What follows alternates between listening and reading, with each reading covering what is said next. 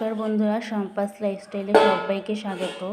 আজকে আমি আপনাদের সঙ্গে শেয়ার করব ঢেঁকি শাকের রেসিপি। তাহলে দেখে নেওয়া যাক আজকের এই ভিডিওটিতে শাকের রেসিপিটি। দেখুন বন্ধুরা, শাকটাকে আমি ভালো করে ধুয়ে কুচিয়ে নিয়েছি। এবার এটাকে ভেজে নেব। কড়াই গরম করে নিয়েছি। এবার এতে পরিমাণ মতন তেল দিয়ে দেব। তেলটা গরম হওয়া পর্যন্ত অপেক্ষা করব। তেল গরম হয়ে গেছে। এবার এতে অল্প একটু কালো জিরে দিয়ে দেব আর দেব থেতো করা রসুন।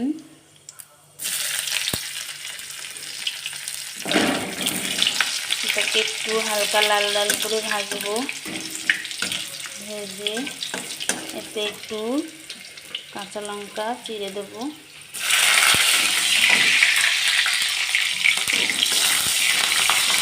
সোনার লঙ্কাটা ভাজা হয়ে গেছে। এবার শাকগুলো দিয়ে দেবো। এবার পরিমাণ মতন নুন দিয়ে দেব, পরিমাণ মতন হলুদ দেব।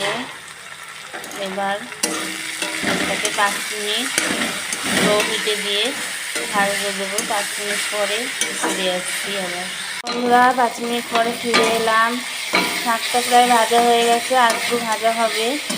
এই শাকটা আমি এইভাবে আগে কোনোদিনও ভাজা করিনি, এই ফার্স্ট টাইম ভাজা করছি। খেতে কীরকম হবে বলতে পারবো না। আপনারা এরকমভাবে একবার ভেজে দেখবেন, তারপরে আমাকে জানিয়েন কীরকম ভাজা হলো। ফিরে আসছি 2 মিনিট পরে। দেখুন বন্ধুরা, 2 মিনিট পরে ফিরে এলাম। শাকটা ভাজা হয়ে গেছে। এবার শাকটাকে নামিয়ে নেব। দেখুন বন্ধুরা, শাক ভাজাটা আমি নামিয়ে নিয়েছি। এই শাক ভাজাটা গরম গরম ভাতের সঙ্গে আশা করি খুবই ভালো লাগবে। আপনারা অবশ্যই একবার বাড়িতে ট্রাই করে দেখবেন।